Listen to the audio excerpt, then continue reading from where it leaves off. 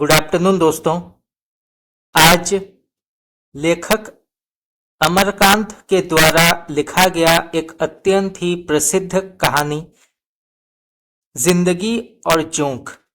तो जिंदगी और जोंक कहानी के सारांश की आज चर्चा करेंगे। यह अत्यंत ही महत्वपूर्ण कहानी है। यहाँ से कई प्रकार के प्रश्न प्रतियोगी परीक्षाओं में कई बार पूछे गए हैं, तो इसके बारे में जानना अत्यंत ही आवश्यक है। तो आज इस कहानी के सारांश की चर्चा करेंगे। परंतु अगर आप चाहते हैं कि इस कहानी का संपूर्ण पाठ मैं आपके लिए लाऊं, तो आप मुझे कमेंट करके बता सकते हैं। इसके अलावा इस कहानी के अंतर्गत आने वाले देश काल, वातावरण, भाषा शैली, शीर्षक, उद्देश्य, शिल्प, कथोपकथन और अन्य जो विषय हैं उस पर भी अगर आप क्लास चाहते हैं तो आप मुझे कमेंट करके बता सकते हैं। तो चलिए शुरू करते हैं।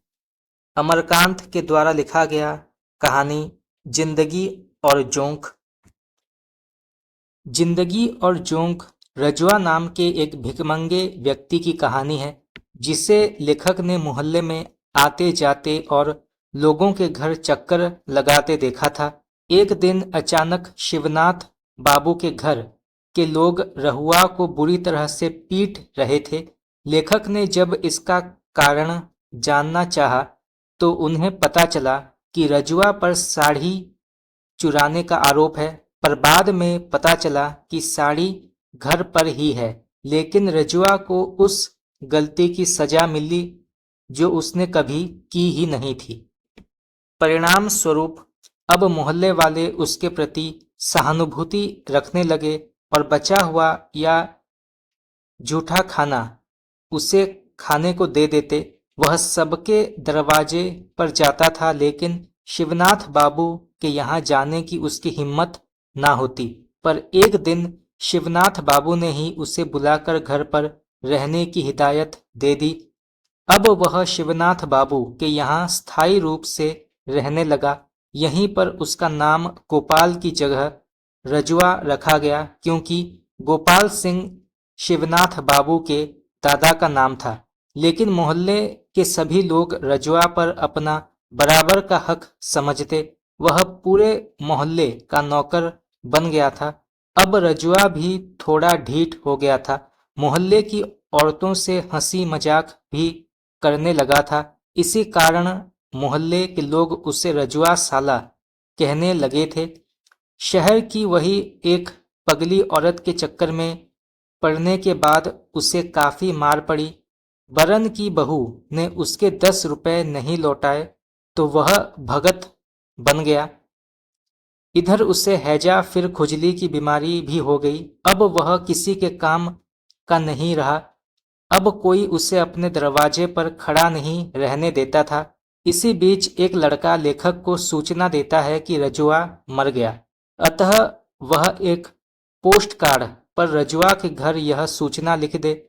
पर 2-4 दिन बाद रजुआ लेखक के समक्ष एक और पोस्ट कार्ड लेकर आता है और लेखक से अपने गांव यह संदेश लिखने को कहता है कि गोपाल जिंदा है। लेखक ऐसा ही करते हैं, पर यह समझ नहीं पाते कि जिंदगी से जोंक की तरह वह लिपटा है या फिर खुद जिंदगी।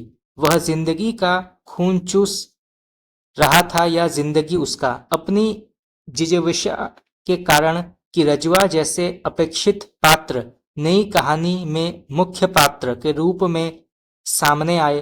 अमरकांत की इस कहानी के संदर्भ में राजेंद्र यादव ने कहा है कि अमरकांत का शायद ही कोई पात्र अपनी नियति या स्थिति को बदलने की बात सोचता या करता हो। जहां जहां ऐसा है, वहां उठे उबाल की तरह फौरन ही ठंडा हो गया है। मैं आज तक तय नहीं कर पाया कि जिंदगी और जोंक जीवन के प्रति आस्था की कहानी है या जुजुप्सा, आस्थाहीनता और डिस्गस्ट की। अमरकांत की यह कहानी भी बहुत प्रसिद्ध हुई। आर्थिक अभाव के कारण कोई व्यक्ति कितना टूटता है, इसे जिंदगी और जोंक के रजुआ के माध्यम से समझाया गया है। तो दोस्तों ये एक अत्यंत ही महत्वपूर्ण कहानी है। यहाँ से कई प्रकार के प्रश्न आते हैं। तो आज हमने अमरकांत के द्वारा लिखा गया एक बहुत ही प्रसिद्ध कहानी जिंदगी और जोंक के सारांश की चर्चा की। परंतु अगर आप इसका संपूर्ण क्लास चाहते हैं तो आप मुझे कमेंट करके बता सकते हैं। तो आज के लिए इतना ही। अगर आप लोगों को ये क्लास अच्छा लगा तो आप मुझे बता सकते हैं। आपका बहुत बहुत धन्यवाद।